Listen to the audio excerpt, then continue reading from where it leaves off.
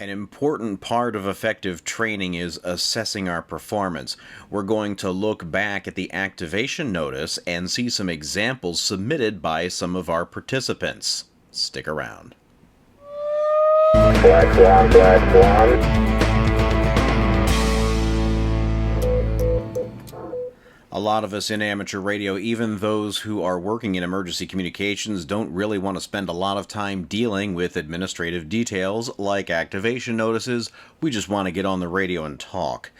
We cannot be effective, however, if that's what we're doing. If we don't know why we're talking, if we don't know what the mission is, and we don't know how to do it, we're not going to get very far at all. We are going to hinder rather than help emergency operations and disaster response. So we're going to take a look at the activation notice, and we're going to go through some of these in detail, discussing some of the finer points that we found here, seeing what people are actually doing in practice.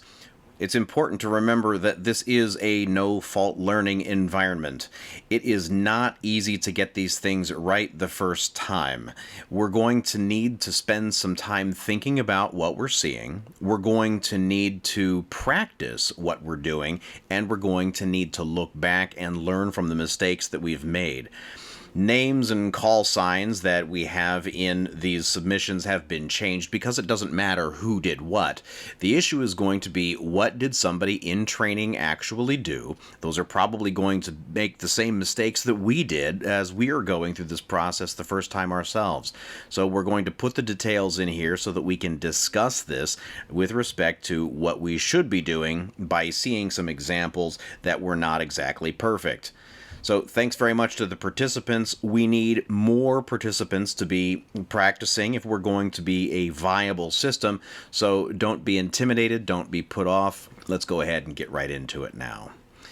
So the task that we had was to create an activation notice for an event in your area. It had 7 elements. One was to use the Black Swan activation notice 2 as the base. It was a notice that was meant to be fragmentary, just like the notice for the Groundhog Day 22-1.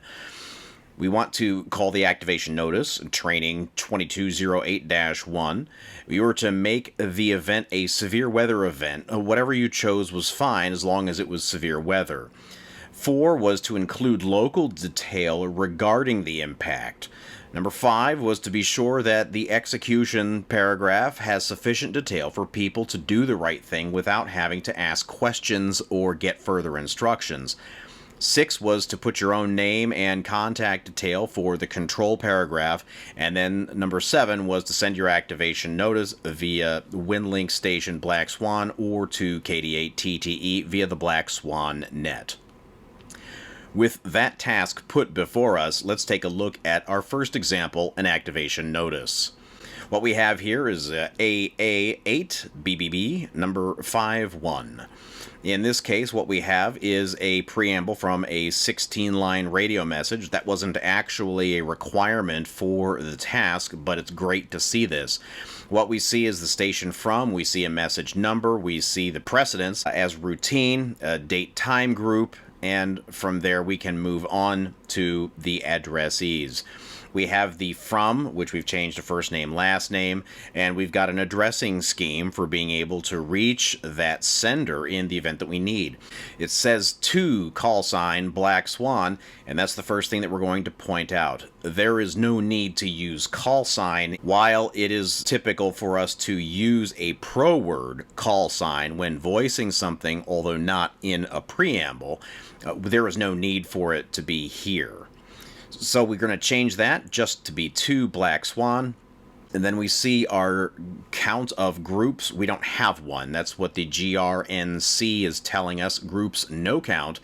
And then BT, the pro sign that indicates the beginning of text. So we see an activation notice. It is training 2208-1. That is correct. We see an effective date for it, and we show that it is supplemental to Black Swan activation notice 2. All of that is correct. Moving on to the situation paragraph, we see it is correctly identified as paragraph 1. It is using the Roman numeral 1, and then moves directly on to paragraph F. Again, because this is a supplement to something that already exists, that already has an A through E, F is the correct place for it to pick up. What we see in the situation is that it is defining as a multi-day and faceted winter weather, and this event is realistic. When we get to the end of this line, however, we start looking at some details, and specifically with respect to punctuation. We see at the end of Ohio, we are lacking a period, although in the subparagraphs we start to see that they exist. We're going to go ahead and put a period on the end of that one F in the introductory line. The other thing that I noticed right away is that in paragraph 1F, we have 1, 2, and 3. The 3 is not aligned with the 1 and 2. It's going to be more difficult to read this way. It looks like we're not really paying attention to detail the way that we should, so let's go ahead and clean that up as well.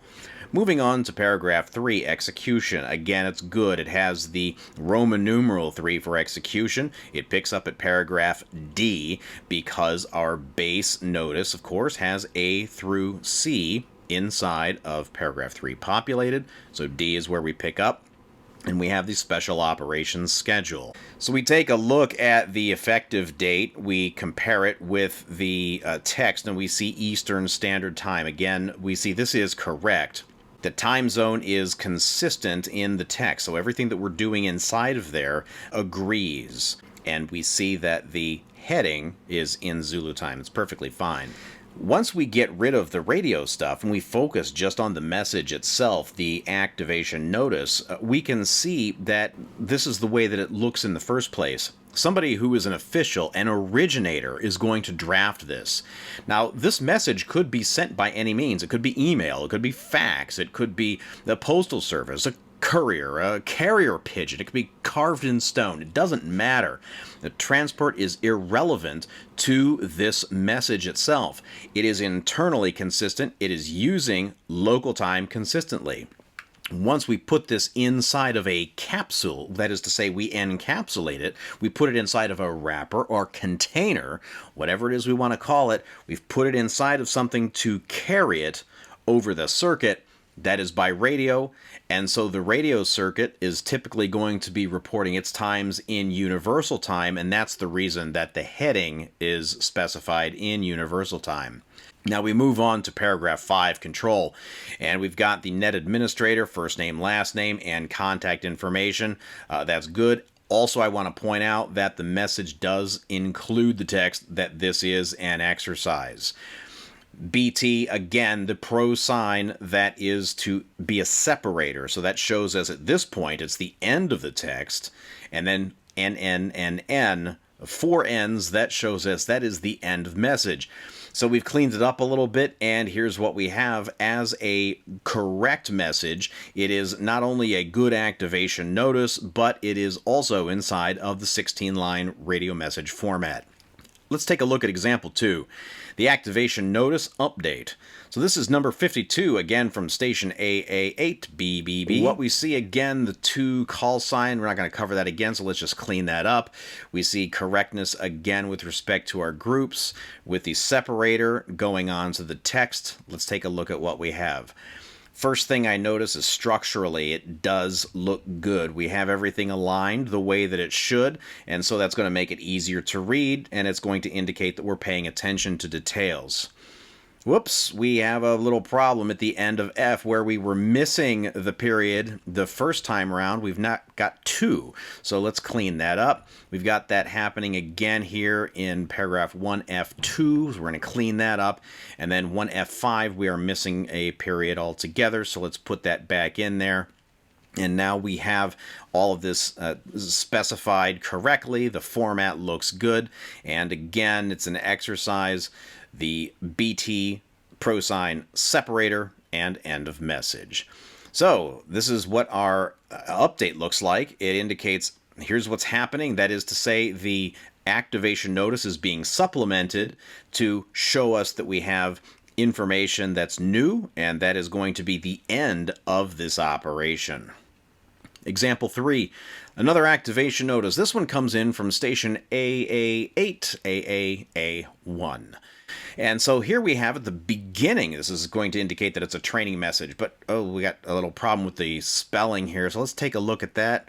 And let's see about, we've got a lot of spelling mistakes here, so let's just go ahead and take care of all of those right away. Now, we have, again, the training message and an instruction not to take action. That's fine. We understand that we're creating a training message, and this is not something that is meant to call the net into activation. So let's just skip over that for the moment and go on to the next line. And what we see here appears to be a message number. It's 001. Now, message numbers do not have leading zeros, so we're going to take care of that. There's also going to be a pro sign, NR, that indicates the number of the message, so we're going to use that to indicate the number of the message correctly. We have routine precedence. That's perfectly fine. And now we have a date time group. It's in the correct format. Let's take a look at the detail. The date time group, day, hour, minute, time zone, a space, 3 digits for a month, and then the year, if it's included, can be in either 2-digit or 4-digit form. So this is going to be a time zone. Z is what we saw in the previous examples, and that's going to indicate universal time, Zulu time, if you will. There's Eastern Standard Time, which could be EST. That's 5 hours behind universal time. That's actually time zone R. Eastern Daylight Time, that's 4 hours behind universal time, is time zone Q.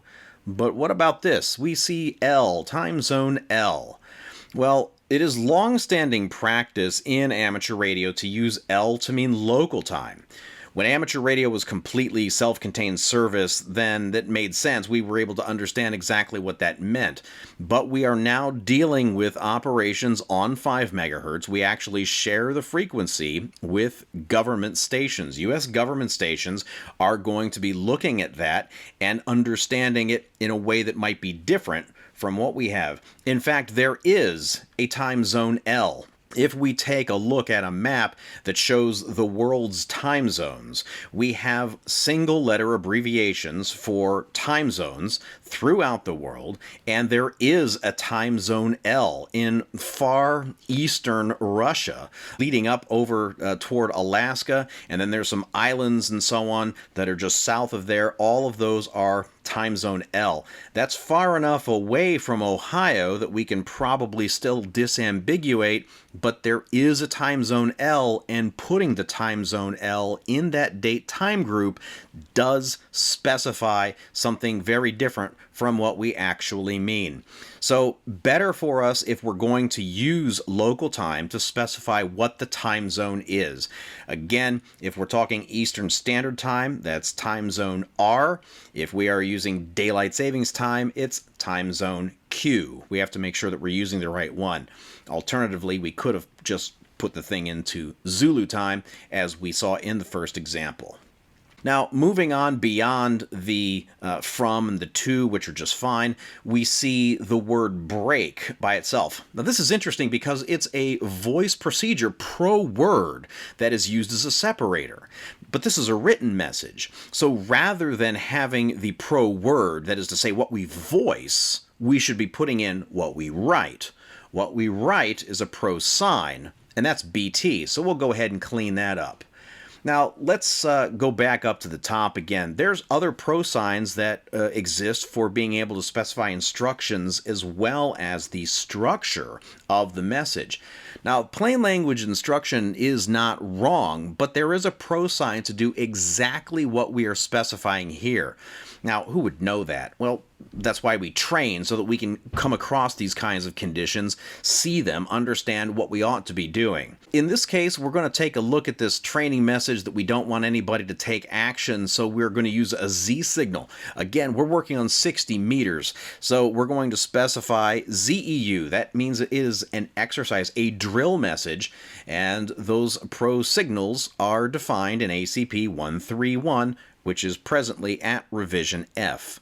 Now, we can also just indicate that this is an exercise in the message text, as we saw in the previous example, and in fact, as we have here again by having it down at the end.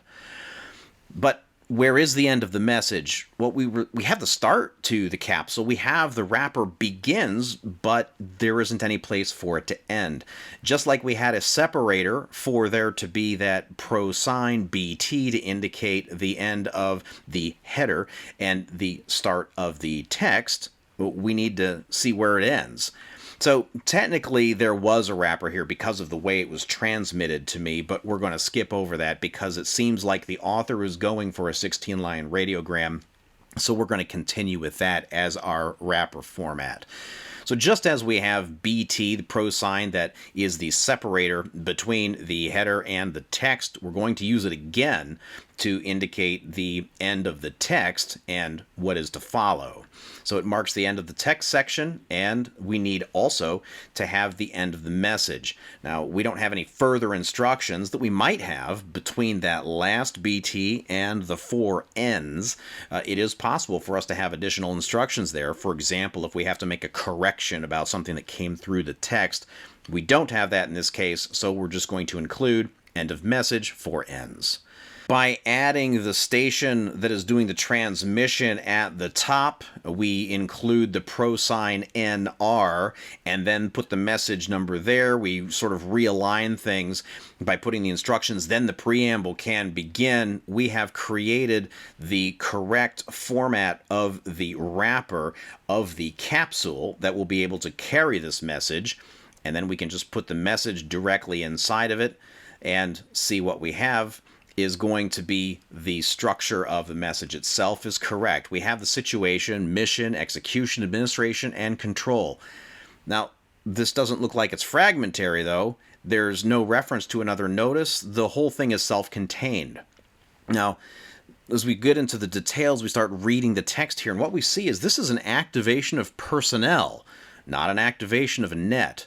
So this is also an activation warning, it looks like, because it doesn't include things like how, when, or where to mobilize. It doesn't have any coordinating instructions like how to volunteer. This message format does work for the purpose. So even though the training task that we intended to create was to call for activation of the net, we've got somebody who created activation of personnel. This is calling an Ares team to action. This format does work for that purpose. Let's just go ahead and add some of the necessary numbering so that we can understand structurally where all the pieces fit. We'll put the Roman numerals in there for the main paragraph numbers, and then we'll of course include A, B, and C in paragraph 3, the execution, so that we can see the sub-paragraphs spelled out very clearly. And now what we have is a correct activation warning, and we have it specified correctly in the 16-line message format. So let's take a look at how we did. Again, the task, create the activation notice for an event in your area, it had 7 elements, and let's take a look at our first organizational capability target. We're going for definition of an activation that allows volunteers to understand what they're doing and why. The critical task is going to be to draft that activation notice, and again we have the 7 elements that are all specified here and our assessment for each one. What we saw is some inconsistency throughout this. We did have some difficulty getting this to come together. A lot of the stuff was right. There were some pieces that were not, so we're going to give this rating an S. That is some challenges in being able to achieve this capability target. Our next capability target was the quality and attention to detail that would instill confidence in the agent that is making the request of us. And that again is going to be tied to the activation notice. 4 elements that we specified in there. We saw things like extra and missing punctuation, spelling and typographical errors, spacing in the lead that wasn't correct, numbered paragraphs and subparagraphs were not in there correctly in all cases, and then we were in all cases correctly indicated that it's an exercise message. So in that case, we're going to say there were some major challenges in being able to hit this capability target. And then our third item is actually a bonus. The radio message correctly specified for operators to be able to understand and handle. That is, the radio operators who might be having to relay the message or to handle the message on behalf of someone else. Again, it's a bonus. We didn't specify as part of the task to do this, but it is part of the training program that we have, so it was nice to see. And we had a few things that were right, a few things that were wrong, and all of these were things that we could address and relatively straightforwardly clean up. So again, we're going to assess that as having some challenges in achieving that capability target. So overall, we've got work to do, but we are able to see we did get the job done. So it is important for us not just to sit back and say, well, we got the job done in the end, so good job, everybody. Well, good job, everybody who participated, because it's important that we try it. It's important that we see what mistakes we make, but it is more important still to follow through so that the next time that it comes around, we are able to do it correctly. We want all of these scores to be P, that is to say, performed without challenge. So what that means is that we've got work to do to get there, and it's great to see everybody who is engaged with this process improving their performance so that we can create a viable service that can be relied on. And that's our performance for the activation notice task that we tried. We're going to try this again at some point in the future, so hopefully you'll find this to be a helpful review of what needs to be done, how we did in practice, and you'll be able to use it to make sure that you are able to perform the task well. Meanwhile, like the video, share it with others, subscribe to the channel so that you don't miss anything, and we will see you again in another week. This is Radio KD8TTE, out.